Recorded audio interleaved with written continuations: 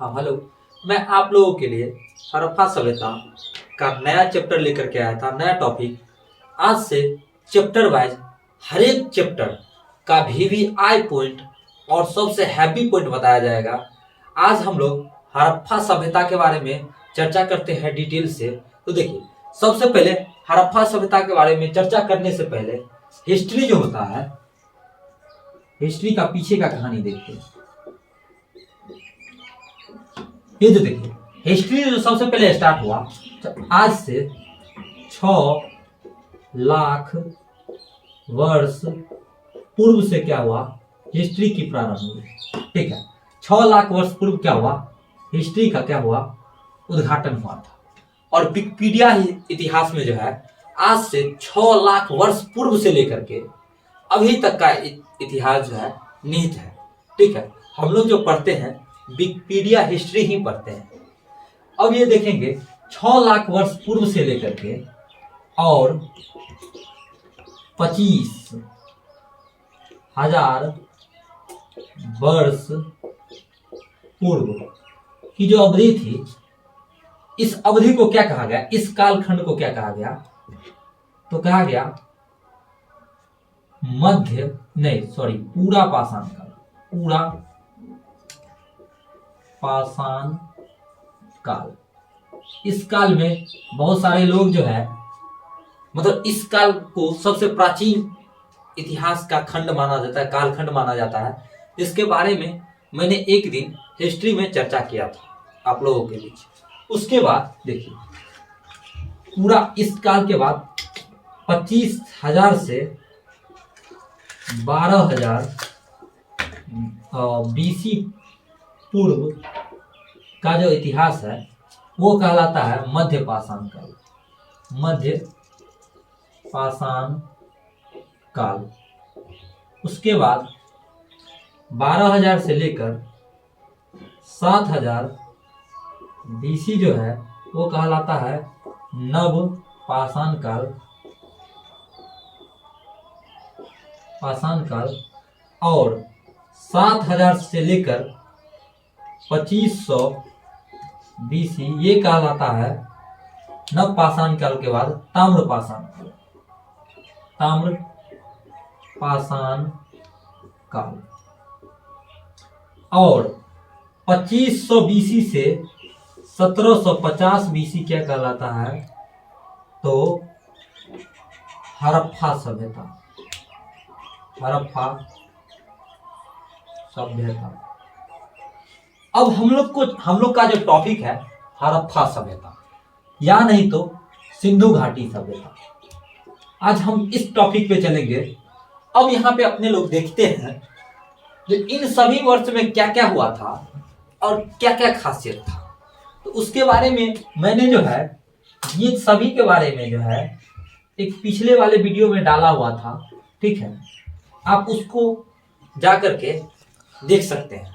ठीक है, हम आज नया टॉपिक उठाएंगे 2500 से 1700 बीसी पूर्व तक का हिस्ट्री। देखिए, ये जो हिस्ट्री है, हिस्ट्री को 3 कालखंडों में बांटा था। हिस्ट्री को कितने कालखंडों में बांटा था, 3 कालखंडों में। ठीक है, विकिपीडिया जो है हिस्ट्री को कितने काल में, 3 कालखंडों में बांटा था। देखिए, अब विकिपीडिया हिस्ट्री जो है, हिस्ट्री का पिता किसे कहा जाता है, तो हेरोडोटस को कहा जाता है। हेरोडोटस ने इतिहास को 3 कालखंडों में बांटा था, जिसका नाम था सबसे पहले कालखंड का पाषाण काल। पाषाण काल। दूसरा प्राचीन काल। तीसरा आधुनिक काल।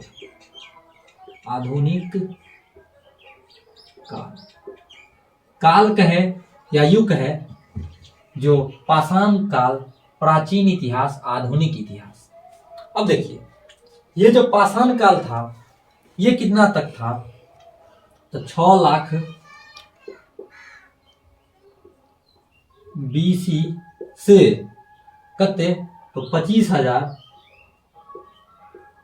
बीसी। ठीक है, 25,000 ने यू कहे 2500 बीसी के। ठीक है, और उसके बाद 2500 बीसी से 2500 बीसी से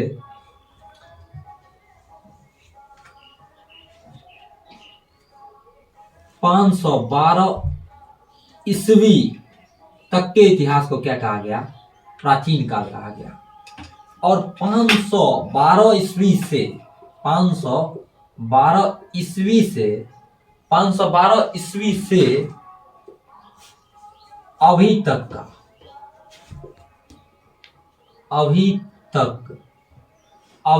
का इतिहास क्या कहलाया? आधुनिक ऐतिहासिक काल। देखिए 6 लाख वर्ष पूर्व से 2500 वर्ष पूर्व तक का इतिहास पाषाण काल। उसके बाद प्राचीन काल 2500 वर्ष पूर्व से 512 ईस्वी तक का इतिहास प्राचीन काल। 512 ईस्वी से अभी तक का इतिहास आधुनिक काल। इन्हीं तीनों कालखंडों में इतिहास जो है सिमट करके रह गया है। अब हम लोग जानने की कोशिश करेंगे सबसे पहले 2500 से 1750 ईस्वी बीसी पूर्व तक ये जो हड़प्पा कालीन सभ्यता था इसके बारे में। अब इससे पहले मैं एक छोटी सी बात आपको बताना चाहूंगा। वो क्या होता है, देखिए हम लोग जो कैलेंडर यूज करते हैं वो करते हैं ग्रेगोरियन कैलेंडर यूज। अब देखिए क्रिश्चियन जो होता है, ईसाई का एक गॉड फादर था। ईसाई लोग जिसको भगवान मानते हैं, हम लोग जिसको भगवान कहते हैं, तो ईसाइयों में क्या होता है? गॉड फादर होता है। तो ईसाइयों का जो गॉड फादर था वो था ईसा मसीह। कौन था? ईसा मसीह। अब ये जो ईसा मसीह था ना, ईसाइयों का गॉड फादर, ईसा मसीह का जो जन्म हुआ था वो कब हुआ था? तो 0 ईस्वी में। जिस कैलेंडर को हम लोग यूज करते हैं 0 ईस्वी में, ठीक है। ईसा मसीह के जन्म के दिन उन लोगों का कहना है, जो मेरा जो भगवान है, भगवान तो कभी मरता नहीं है, तो उन लोगों का कहना है जो मेरा भगवान अभी मरा नहीं है, अभी भी जीवित है। इसीलिए अभी तक ईसा मसीह के जन्म का 2022 साल हो चुका है, ठीक है। और इससे पहले का इतिहास जो है क्या कहलाया? तो बीसी पूर्व कहलाया, यानी वर्ष पूर्व, और इधर जो जितना भी पीछे जाता है, जैसे 6 लाख वर्ष पूर्व था, लाख वर्ष पूर्व यानी 6 लाख बीसी, इसीलिए उधर बीसी लग जाता है और इधर आने के बाद ईस्वी लग जाता है। आप लोग सोच रहे होंगे 6 लाख से बैक क्यों आ रहा है, 6 लाख से बैक क्यों आ रहे हैं? तो भाई 6 लाख से बैक आने का एक ही कारण है, उधर जो है बीसी होता था और इधर ईस्वी होता है, ठीक है। देखिए ग्रेगोरियन कैलेंडर दुनिया में सबसे ज्यादा यूज होने वाले कैलेंडर है। ग्रेगोरियन कैलेंडर का प्रयोग दुनिया में सबसे ज्यादा होता है, ठीक है। एक दिन मैं कैलेंडर के ऊपर आप लोगों के बीच वीडियो बनाऊंगा अलग से। पूरे विश्व में लगभग 22 प्रकार के कैलेंडर होते हैं। अब 22 प्रकार के कैलेंडर में भारत में सबसे ज्यादा ग्रेगोरियन कैलेंडर यूज होता है, और पंडित वगैरह जो होते हैं, पंडित जी सब, उनके पास ज्यादा विक्रम संवत कैलेंडर होते हैं, ठीक है। विक्रम संवत कैलेंडर से देखे तो अभी 2022 हो रहा है ना, विक्रम संवत कैलेंडर में देखे तो अभी 2022 नहीं 2079 हो रहा है, ठीक है। विक्रम संवत कैलेंडर जो है लगभग 48 से 50 साल आगे है, ठीक है। अब हम लोग क्या करेंगे, हड़प्पा सभ्यता के बारे में चर्चा करते हैं। इन सभी टॉपिकों को अभी रहने दे रहे हैं। अभी जो हमारा मेन फोकस है हड़प्पा सभ्यता, उसको हम लोग देखेंगे। तो देखिए हम इसको क्या कर दे रहे हैं, एक बार मिटा रहे हैं और आपको हड़प्पा सभ्यता की ओर लेके चल रहे हैं। देखिए सबसे पहली नंबर बात है जो हड़प्पा सभ्यता। हड़प्पा सभ्यता को हड़प्पा सभ्यता क्यों कहा गया? देखिए हड़प्पा सभ्यता जो है सबसे प्राचीन सभ्यता है, इसीलिए इसको क्या कहा गया, हड़प्पा सभ्यता कहा गया है, ठीक है। अब ये जो प्राचीन सभ्यता है हड़प्पा सभ्यता, मतलब ये जो हड़प्पा सभ्यता की जो खुदाई हुई थी ना, वो सर्वप्रथम जो हुई थी हड़प्पा नाम के एक स्थल से हुई थी। इसीलिए इसका नाम पड़ गया हड़प्पा सभ्यता। तो आप लोग को ये समझ में आया होगा जो हड़प्पा सभ्यता इसका नाम क्यों पड़ा। हड़प्पा सभ्यता इसका नाम इसीलिए पड़ा क्योंकि हड़प्पा नामक क्या हुआ, स्थान से क्या किया था, स्थान से यह सभ्यता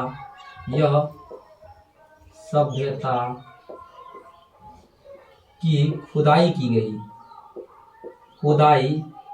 गई थी। देखिए अब ध्यान में, हड़प्पा सभ्यता की जो होता है, सभ्यता मतलब क्या होता है, संस्कृति। सभ्यता मतलब क्या होता है, संस्कृति। तो सबसे पहले मानव में जो संस्कृति का जो विकास हुआ था वो हड़प्पा सभ्यता के साक्ष्य से ही हमें प्राप्त होती है। ठीक है, पहले तो खाना बदोश मानव वगैरह था, उसमें सभ्यता का विकास नहीं हुआ था। ठीक है, उसके बाद हड़प्पा सभ्यता का दूसरा, इसको सिंधु सभ्यता इसीलिए कहा गया, हड़प्पा सभ्यता को सिंधु सभ्यता इसीलिए कहा गया क्योंकि जो है हड़प्पा सभ्यता का ज्यादातर स्थल, हड़प्पा सभ्यता का ज्यादातर स्थल जो है, ज्यादातर स्थल कहां पर है, तो सिंधु नदी के तट पे है, नदी के तट पर स्थित है। इसीलिए इसे जो है, इसे क्या कहते हैं हम लोग, सिंधु सभ्यता भी कहते हैं। सिंधु सभ्यता भी कहते हैं, इसीलिए इसे हम लोग क्या कहते हैं, सिंधु सभ्यता भी कहते हैं। आई होप कि आप लोग को तो ये समझ में आया होगा हड़प्पा सभ्यता को हड़प्पा सभ्यता या सिंधु घाटी सभ्यता क्यों कहा जाता है। अब हमारे पास पॉइंट आता है हड़प्पा सभ्यता। देखिए हड़प्पा सभ्यता की जो फैलाव है वो जो है वर्तमान में कहाँ है, तो वर्तमान में जो है सिंधु घाटी सभ्यता, सिंधु नदी के अतिरिक्त पंजाब, राजस्थान, हरियाणा, उत्तर प्रदेश, गुजरात, इन सभी जगहों पे हड़प्पा सभ्यता का नगर मिला। उसके बाद पाकिस्तान में भी हड़प्पा सभ्यता का जो है स्थल वगैरह मिले हैं। ठीक है, अब इसको हम लोग डिटेल से समझने की कोशिश करते हैं। तो देखिए हड़प्पा सभ्यता की जो खोज की गई, तो हड़प्पा सभ्यता को सिंधु घाटी सभ्यता इसीलिए कहा गया था क्योंकि हड़प्पा नामक स्थान से यह सभ्यता के क्या किया गया था, खुदाई करना प्रारंभ किया गया था। ठीक है, दूसरी नंबर बात, इसको हड़प्पा सभ्यता को सिंधु घाटी सभ्यता भी कहता है। इसको सिंधु घाटी सभ्यता इसीलिए कहा जाता है क्योंकि सिंधु घाटी सभ्यता का ज्यादातर स्थल जो मिले हैं ना, वो कहां से, तो सिंधु नदी किनारे से। हड़प्पा सभ्यता का ज्यादातर स्थल मिले हैं कहां से, सिंधु नदी। ये जो सिंधु नदी है ना, सिंधु नदी के किनारे से मिला, इसीलिए हड़प्पा सभ्यता को सिंधु घाटी सभ्यता भी कहते हैं। अब हम लोग जानते हैं जो इसके बारे में पता कैसे चला, हड़प्पा सभ्यता के बारे में जानकारी सबसे पहले किसको प्राप्त हुई, तो सबसे पहले जो है हड़प्पा सभ्यता के बारे में जानकारी 1821 ईस्वी में, 1821 ईस्वी में सबसे पहले चार्ल्स मैनसन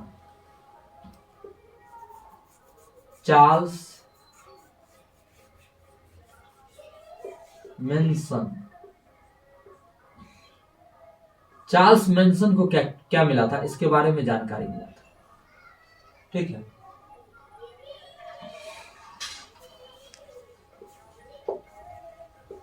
चार्ल्स मैनसन को क्या मिला था, इसके बारे में सर्वप्रथम जानकारी मिला था। और चार्ल्स मैनसन ने क्या किया था, यहां पर 1821 ईस्वी में हड़प्पा सभ्यता के बारे में बताया था। लेकिन ये जो वैज्ञानिक थे चार्ल्स मैनसन, ये यहाँ पे सभ्यता का खोज करने नहीं आए थे, ये आया था दूसरे ही उद्देश्य से। ये बेचारा जो है यहाँ पे एक फैक्ट्री डालना चाह रहा था। और फैक्ट्री जब डाला जाता है तो फैक्ट्री में बहुत सारे मजदूर वगैरह वर्कर वगैरह होते हैं, काम करने वाले, ठीक है। तो मजदूर वगैरह होते हैं, तो फैक्ट्री को सबसे पहले नीचे में पता लगाया जाता है नीचे का जमीन ठोस है या नहीं है। वहां पर फैक्ट्री वहां पे खोला जाता है जहां पे नीचे का जमीन क्या हो, ठोस रहे। यहाँ पे जो फैक्ट्री ओपन किया गया था, तो यहाँ पे जो है ना फैक्ट्री ओपन करने के उद्देश्य से आया कौन, चार्ल्स मेंसन। और जब यहाँ दूरबीन से देखा ना नीचे, तो देखा वहां पे नीचे जो है ना कुछ अजीब दिखा उसको। उन्होंने जो है इसका मैसेज दे दिया। सर्वप्रथम मैसेज जो दिया, ये क्या दिया, मैसेज। ये जो मैसेज दिया, ये किसको दिया सबसे पहले मैसेज? तो मैसेज जो दिया ना, ये सबसे पहले हड़प्पा सभ्यता के बारे में मैसेज दिया, लेकिन उसको ये नहीं पता था ये सभ्यता का नाम हड़प्पा सभ्यता ही होगा या यही होगा या वही होगा। इन्होंने एक वैज्ञानिक था कनिंघम, क्या नाम था, कनिंघम। इन्होंने जो है कनिंघम को क्या बताया, जो देखिए यहाँ पे एक मतलब कुछ है जमीन के नीचे, क्या है, कुछ है, आप जो है इसकी खुदाई करवाइए और देखिए यहाँ पे क्या है, ठीक है। क्योंकि ये बेचारा अपना फैक्ट्री पे ध्यान देता कि ये उसके खुदाई पे ध्यान देता। इन्होंने सिर्फ मैसेज दे दिया वैज्ञानिक वगैरह को, जो देखिए यहाँ पे कुछ हो सकता है, कुछ मिल सकता है। तो फ्रांसीसी वैज्ञानिक कनिंघम आया और जो है चार्ल्स मेंसन को क्या किया, बताने की कोशिश की, जो चार्ल्स मेंसन को बताने की कोशिश की जो यहाँ पे कुछ नहीं हो सकता। उसको यकीन ही नहीं हो रहा था कनिंघम को। चार्ल्स मेंसन बोला नहीं यहाँ पे तो है कुछ। फिर बोला क्या, कनिंघम बहुत दिनों के बाद नाना करते करते यकीन नहीं कर रहा था, तो कनिंघम जो है चार्ल्स मेंसन की बातों को रख करके और सोचा क्या, देख रहा हूं क्या हो रहा है यहाँ पे, ठीक है। तो यहाँ पे आया और यहाँ के जगह का निरीक्षण किया और इन्हें लगा जरूर यहाँ पे कुछ होगा। और जब इन्हें पता चला जो कुछ होगा, तो इन्होंने सर्वप्रथम जो है दयाराम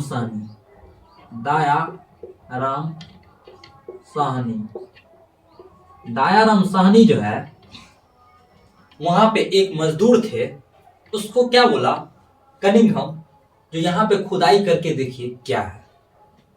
तो खुदाई किया तो वहां पे सर्वप्रथम जो शहर मिला वो मिला हड़प्पा।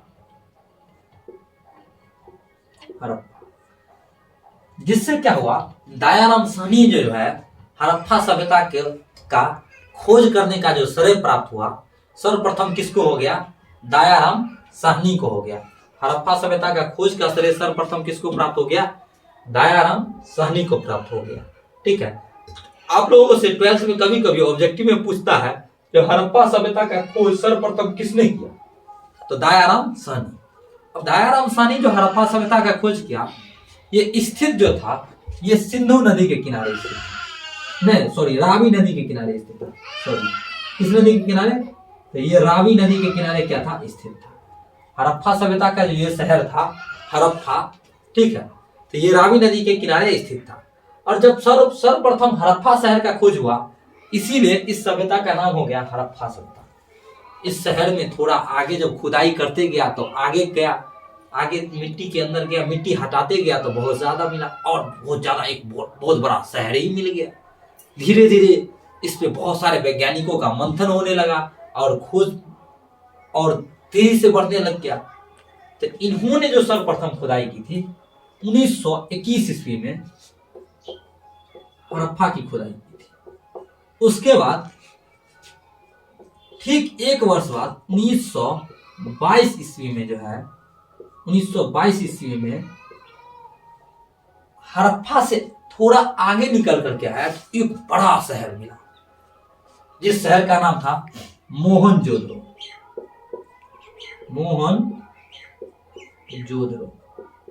मोहनजोदड़ो की जो खोज का श्रेय मिलता है वो मिलता है R.D. बनर्जी को। R.D. बनर्जी मतलब राखल दास बनर्जी। किसको मिलता है, राखल दास बनर्जी को क्या मिलता है, मोहनजोदड़ो का जो खोज किया उसका श्रेय प्राप्त होता है। अभी जो राखाल दास बनर्जी जो है मोहनजोदड़ो की जो खोज की, तो मोहनजोदड़ो का जो खोज किया 1922 ईस्वी में किया। कब? 1922 ईस्वी में। धीरे धीरे बहुत सारे शहर मिले और धीरे धीरे जो है हड़प्पा सभ्यता की जो देखा तो बहुत ज्यादा दूर में इसका फैलाव था। इसका जो फैलाव था वो किन किन राज्यों में थे वो तो हम आपको बताए थे।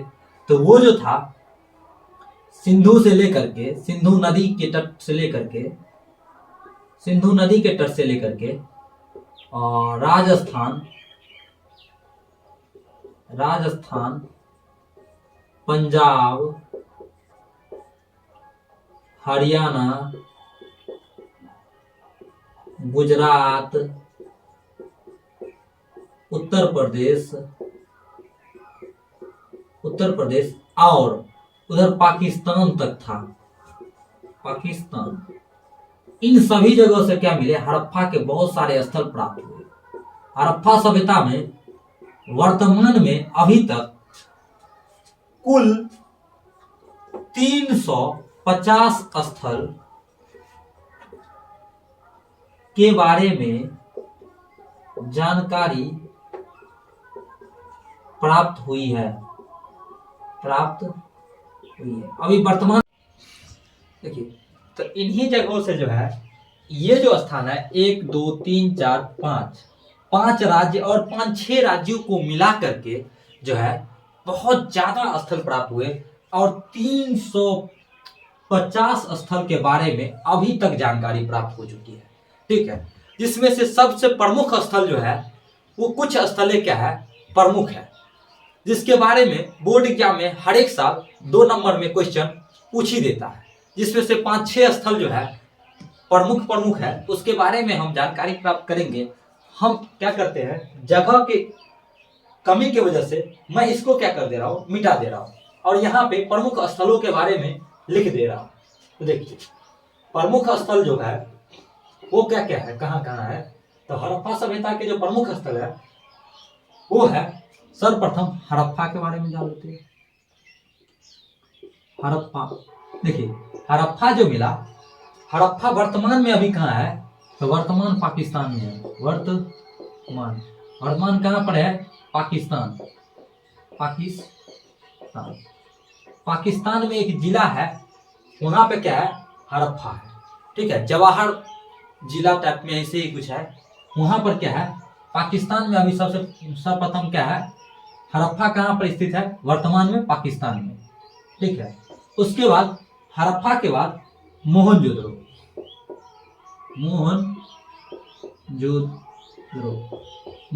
भी वर्तमान कहाँ पे है? तो लड़काना जिला पाकिस्तान में है। देखिए, तो 2 शहर, बड़े बड़े शहर जो है वो कहाँ पे स्थित है अभी वर्तमान में? तो हड़प्पा वर्तमान पाकिस्तान में स्थित है और मोहनजोदड़ो लड़काना जिला पाकिस्तान में स्थित है। उसके बाद आ जाते चनहुद्रो जो अवस्थित है हमारा गुजरात में। चनहुद्रो गुजरात राज्य में स्थित है। उसके बाद चनहुद्रो के बाद आता है लोथल भी गुजरात में अवस्थित है। लोथल और चनहुद्रो दोनों गुजरात में स्थित है। उसके बाद आता है कालीबंगा जो स्थित है, कालीबंगा जो वर्तमान में स्थित है वो राजस्थान में स्थित है। कालीबंगा राजस्थान में स्थित है। और उसके बाद एक आ जाता है हिसार जो स्थित है हरियाणा में स्थित है। देखिए, तो हड़प्पा सभ्यता का जो है सबसे बड़ा शहर जो है 6 प्रमुख शहर है। उसमें हड़प्पा, मोहनजोदड़ो, चनहुद्रो, लोथल, कालीबंगा, हिसार, ये सब जो है हड़प्पा सभ्यता के क्या है? प्रमुख शहर है। ये सभी जो है हड़प्पा सभ्यता के प्रमुख शहर है। ठीक है, अब देखिए हड़प्पा सभ्यता का सबसे बड़ा शहर जो है,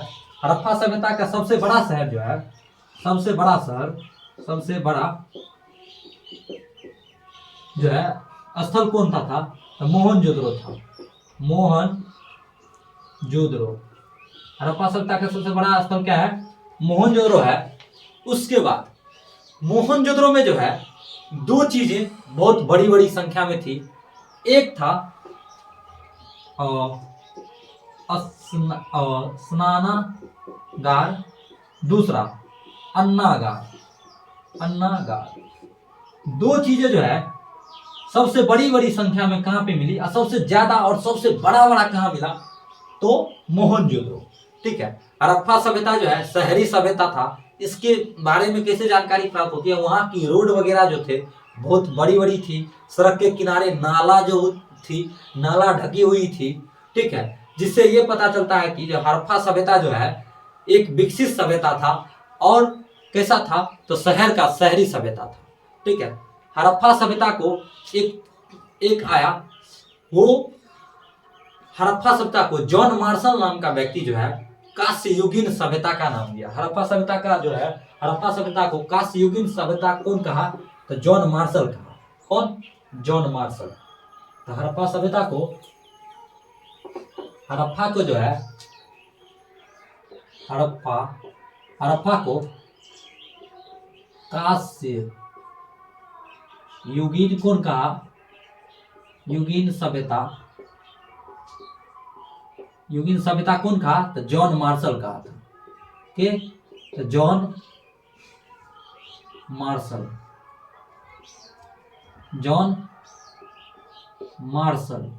जॉन मार्शल हड़प्पा सभ्यता को क्या बोला? कांस्ययुगीन सभ्यता है।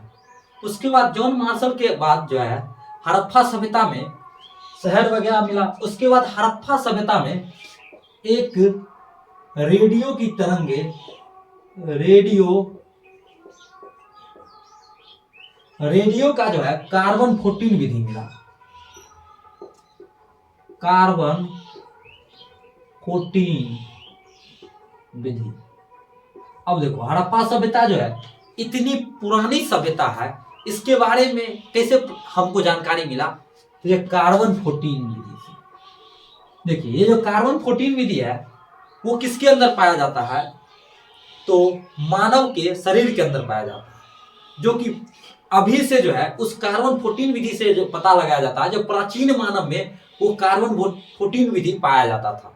ठीक है। अभी के मानव में जो है कार्बन 14 विधि नहीं पाया जाता है। और इसी से जानकारी प्राप्त होती है ये सभ्यता जो है 1750 से लेकर के कितना पुराना? तो 2500 बीसी से 1750 बीसी का है। इसकी जो अवधि की जानकारी मिलती है किससे मिलती है? तो कार्बन 14 विधि से मिलती है। कार्बन 14 विधि से जो है इस सभ्यता के प्राचीनता को जो है प्राचीनता की जानकारी प्राप्त होती है। उसके बाद हड़प्पा सभ्यता में जो है एक कब्रिस्तान मिला जिसका नाम था AK-37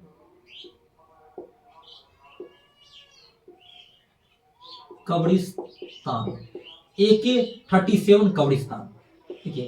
सिंधु घाटी सभ्यता को जो है, सिंधु घाटी सभ्यता वाले लोग जो है लिखने का हाल तो जानता था लेकिन सिंधु घाटी सभ्यता का पढ़ा नहीं गया। यानी उन लोगों को जो है लिखने का हाल पता था क्योंकि लिखित प्रमाण मिला है सिंधु घाटी सभ्यता का, लेकिन पढ़ने वाला कोई प्रमाण नहीं मिला सिंधु घाटी सभ्यता को। जिससे हमें यह पता होता है सिंधु घाटी सभ्यता को लिखने का ज्ञान था और पढ़ने का ज्ञान नहीं था। ठीक है। यहाँ पे कब्रिस्तान मिला है, AK-37 कब्रिस्तान मिला है। ठीक है। जो कि कहां पर स्थित है? तो हड़प्पा में स्थित है। ठीक है। और हड़प्पा के अलावा जो है मोहनजोदड़ो इन सभी शहर में सबसे बड़ा शहर था। अब देखिए कुछ शहर जो है हड़प्पा, अब हम ये भी नहीं कह सकते हैं जो हड़प्पा का पूरा हड़प्पा जो है, हड़प्पा सभ्यता में जितने भी शहर मिले सब जो है विकसित शहर ही थे। कुछ शहर ऐसे भी थे जो अविकसित थे। जैसे एक शहर था बनवाली। बनवाली जो है अविकसित शहर था। अविकसित शहर कैसे था? क्योंकि यहाँ का रास्ता जो था, रास्ता टेढ़ा मेढ़ा था, टेढ़ा मेढ़ा था, रास्ता टेढ़ा मेढ़ा था और नाला खुली हुई थी। नालियां जो थी वो क्या थी, खुली हुई थी। जो कि और सभी शहर में देखा गया तो नाला ढका हुआ था। सड़क के किनारे नालियां होती थी, बहुत चौड़ी चौड़ी नालियां होती थी और ढकी हुई रहती थी। लेकिन नाला खुली हुई कहाँ मिला, तो बनवाली में। और रास्ता भी टेढ़ा मेढ़ा ऊंच नीच रास्ता मिल रहा था। ठीक है, जिससे ये पता चलता है कि बनवाली शहर जो था अविकसित था, यानी विकासशील होगा या अविकसित होगा। ठीक है, उसके बाद जो है चनहुद्र, देखिए तो ये पता चल गया। ठीक है, हड़प्पा सभ्यता में क्या क्या था, तो सबसे पहले तो AK-47 कब्रिस्तान था। ठीक है, उसके बाद हड़प्पा सभ्यता के बाद जो है हम लोग हड़प्पा के बाद देखते हैं मोहनजोदड़ो। मोहनजोदड़ो में हमको क्या क्या मिला, तो देखिए मोहनजोदड़ो में जो है हमको,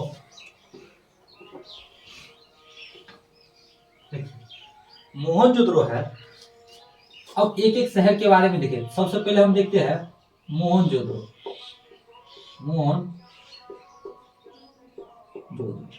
देखिए मोहनजोदड़ो को जो है मृतकों का टीला भी कहा जाता है। मृतकों का टीला। अब देखिए मृतकों का टीला इसीलिए कहा जाता है क्योंकि यहां पर क्या मिला, लाशों की ढेर मिला। लाशों का क्या मिला, का ढेर मिला। लाशों का ढेर मिलने की वजह से इसे क्या कहा गया, मृतकों का टीला भी कहा गया। ठीक है, उसके बाद यहां पर सबसे बड़ा क्या मिला, अन्नागार। इसको विशाल अन्नागार भी कह सकते हैं। उसके बाद विशाल स्नानागार मिला। विशाल स्नानागार भी यहीं से मिला। स्नानागार की जो लंबाई थी, लंबाई 11 मीटर और चौड़ाई जो थी वो 7 मीटर थी। ठीक है, तो देखिए इस शहर की जो विशेषता थी, इस शहर को सबसे पहले मृतकों का टीला कहा जाता है। इस शहर में सबसे बड़ा अन्नागार मिला, सबसे विशाल स्नानागार मिला, और ये जो है सिंधु सभ्यता का सबसे बड़ा शहर भी था। सिंधु सभ्यता का सबसे बड़ा शहर था। सिंधु सभ्यता का क्या था, सबसे बड़ा शहर था। ये सभी जो है मोहनजोदड़ो की क्या करती है, विशेषताएं बताती है। अन्नागार भी यहाँ पे सबसे बड़ा अन्नागार मिला। ठीक है, उसके बाद देखते हैं हम चनहुद्रो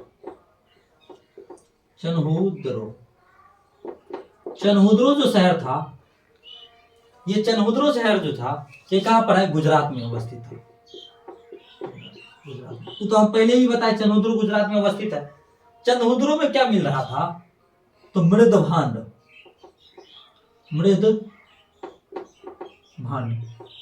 का मतलब मिट्टी के बने हुए बर्तन, रंगा हुआ प्रिंटेड बर्तन मिल रहा था। ठीक है, उसके बाद मेकअप के सामान क्या मिला था, यहां से क्या क्या प्राप्त हुए, मेकअप के सामान वगैरह जो होते हैं वो सब कहां से प्राप्त हुए, चनहुद्रो से। काजल वगैरह जो प्राप्त होता है वहां पे बर्तन वगैरह रंगा हुआ, ठीक है, वो सब कहां से प्राप्त हुआ, चनहुद्रो से प्राप्त हुआ। ठीक है, इससे यह पता चलता है कि चनहुद्रो जो है सिंगाड़िक शहर था। किसका, तो हड़प्पा सभ्यता का सिंगाड़िक शहर जो था चनहुद्रो था। ठीक है, यहाँ महिलाओं की जनसंख्या ज्यादा होगी, इसीलिए यहाँ पे महिलाओं के जितने भी सामान होते हैं ना, जैसे होता है कंघी वगैरह होता है, आईना वगैरह होता है, ये सब जो है ना कहां से मिला, तो चनहुद्रो से मिला। उसके बाद चनहुद्रो के बाद अगला शहर था हमारा लोथल। लोथल जो है ये भी गुजरात में अवस्थित था। लोथल जो है को व्यापारिक शहर कहा जाता है, व्यापारिक शहर। इस सभ्यता का व्यापारिक शहर किसको कहा जाता है, लोथल को। लोथल में व्यापार बहुत ज्यादा संख्या में होता था। लोथल में क्या होता था?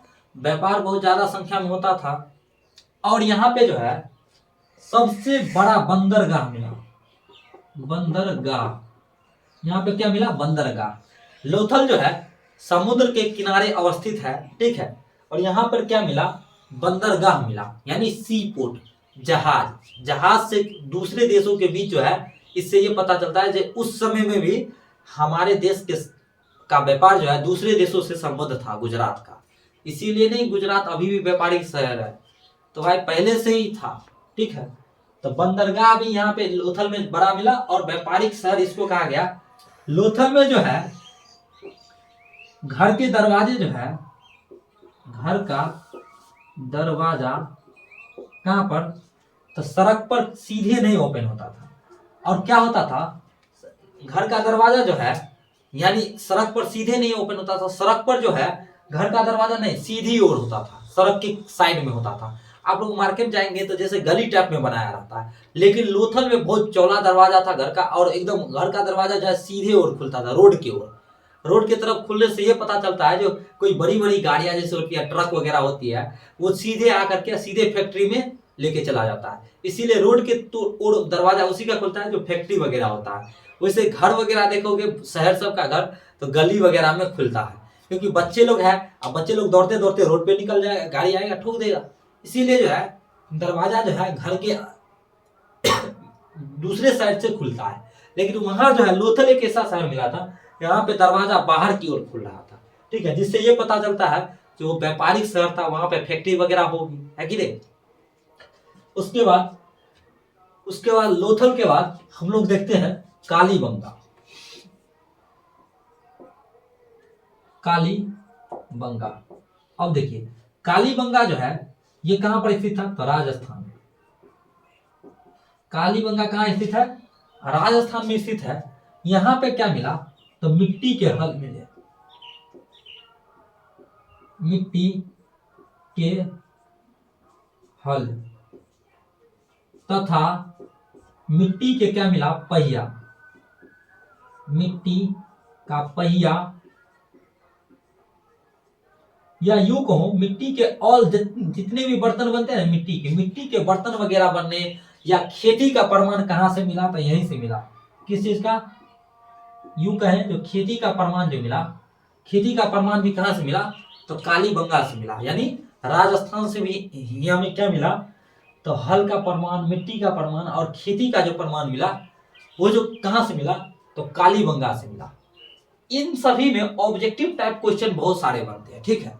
ऑब्जेक्टिव भी 4-5 तो ऑब्जेक्टिव हर एक साल बोर्ड एग्जाम में रहता ही है 2 नंबर में, ठीक है। उसके बाद ऑब्जेक्टिव के बाद जो है सब्जेक्टिव वगैरह भी रहता है। किसी एक शहर के बारे में 2 नंबर में एक सब्जेक्टिव तो रहता ही रहता है, ठीक है। आपकी थोड़ा बहुत समझ में आ रहा होगा। देखिए ये जो है हड़प्पा की जो लंबाई कुल क्षेत्रफल है, हड़प्पा जो है उसकी कुल क्षेत्रफल कितना है? तो हड़प्पा की कुल क्षेत्रफल,